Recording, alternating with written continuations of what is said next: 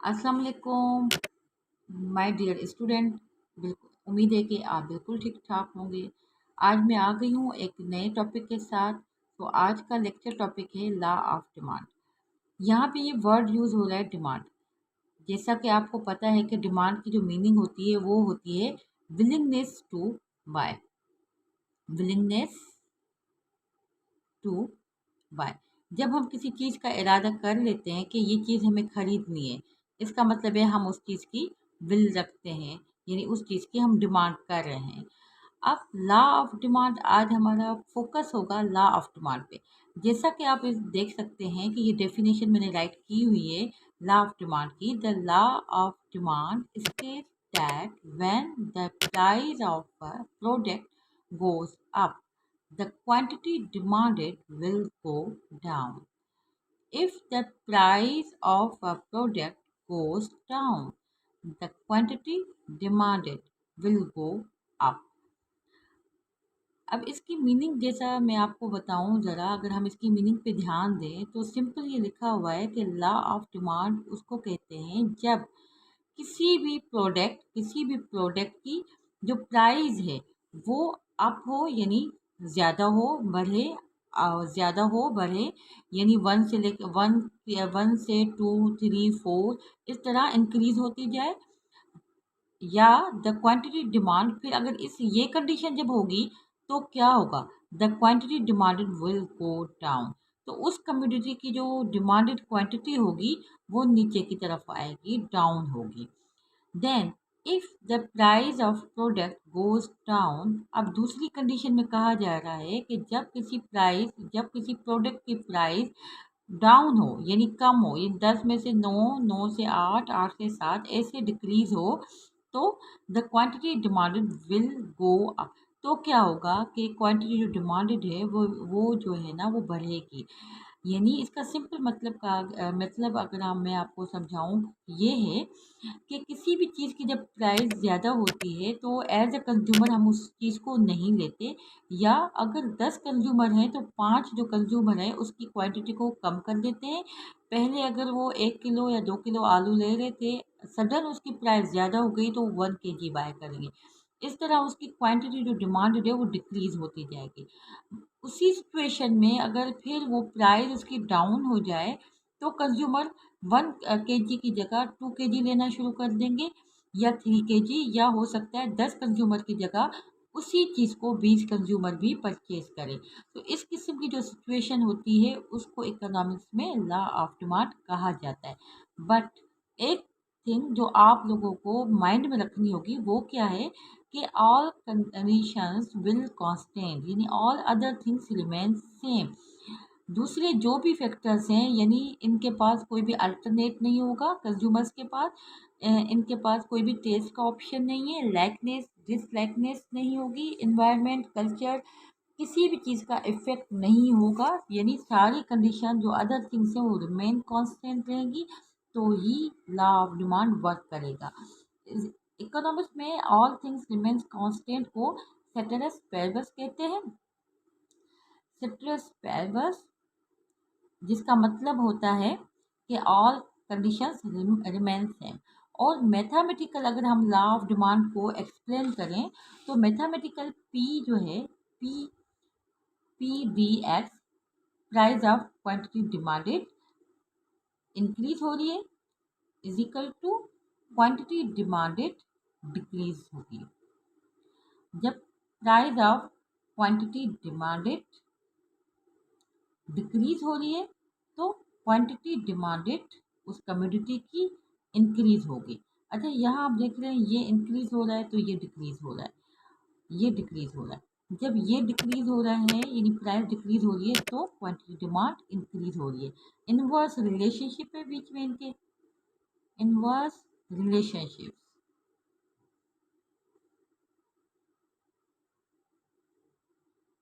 Inverse relationship किस चीज के बीच में है, inverse relationship price and quantity के बीच में है। Quantity for what, quantity of commodity, demanded commodity.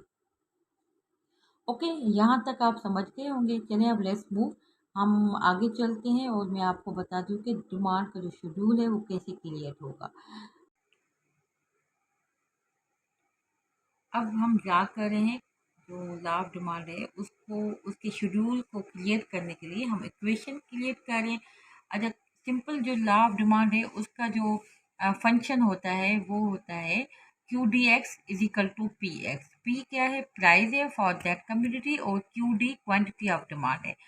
अब इसकी इक्वेशन होती, इक्वेशन जो है वो ड्रा कर रहे हैं, तो सिंपल आप इक्वेशन इसको ऐसे रख दें, 300 माइनस पी एक्स। इस इक्वेशन में से हमें डिमांड का जो शेड्यूल है वो क्रिएट करना है। इसको हम नाम दे देते हैं 1 का। अब यहाँ पे हमारे पास प्राइस अवेलेबल है, प्राइस ऑफ कम्युनिटी 5, 10, 15, 20 एंड 25। इसे हम रुपीज़ का कह देते हैं कि 5 rupees, 10 rupees, 15 rupees, 20 rupees and 25 rupees. अब इसमें क्या करना है कि हमें मालूम करना है क्यू डी एक्स क्या है। प्रॉब्लम है हमारा कि हमें ये फाइंड आउट करना है क्यू डी एक्स। आप अज्यूम कर लें कि ये 5 पी एक्स 1 है, ये 10 P X 2, then P 3, P 4, P 5 and so on. अब हम इसे कैसे क्रिएट कर लेंगे। अब आप इसी इक्वेशन को यहाँ लिखें, क्यू डी एक्स जो मैंने लगाया हुआ है इसको 1 कर लें, क्योंकि हम अभी मालूम कर रहे हैं Q D 1, then is equal to 300 P X, इसको हम कर लेंगे पी 1। अब यहाँ पे हम इसकी जो प्राइस है वो पुटअप करेंगे, यानी वैल्यू पुटअप करेंगे पी 1 की। अब मैंने आपको पहले बताया था कि पी 1 हमें मिला हुआ है, ये जो 5 है हमारा वो पी 1 है। तो Q D 1 is equal to 300 minus 5, P 1 की जगह हमने 5 रख दिया। Now Q D 1 is equal to 300 में आप 5 माइनस कर दें तो आपके हो जाएंगे 295। अब आप देख सकते हैं कि ये हमें जो वैल्यू मिली है वो क्यू डी 1 की मिली है। अब इसी तरह आप क्यू डी 2 मालूम करें, Q D 2 is equal to 300। अब ये स्टेप मैं यहाँ से माइनस कर रही हूँ, लेकिन आप जब करेंगे तो आप इस स्टेप को इंक्लूड करेंगे और P2 लिख के उसके बाद आप P2 की वैल्यू पुटअप करेंगे। मैं डायरेक्ट P2 की वैल्यू पुटअप कर रही हूँ जो कि 10 है। Now Q D 2 is equal to 300, sorry 300 minus 10 कितना होता है, 290, 290। ये हमारे पास की क्यू डी 2 आ गया। इसी तरह अब Q D 3, Q D 3 is equal to 300 minus P 3। अब यहाँ पे मैं पूरा स्टेप कर रही हूँ ताकि आप लोगों को समझने में आसानी हो। Q D 3 is equal to 300 minus P 3 आप लोग जैसा कि डेटा में देख सकते हैं कि ये जो 15 है वो D3 है, तो यहाँ पे हमने रख दिया -15।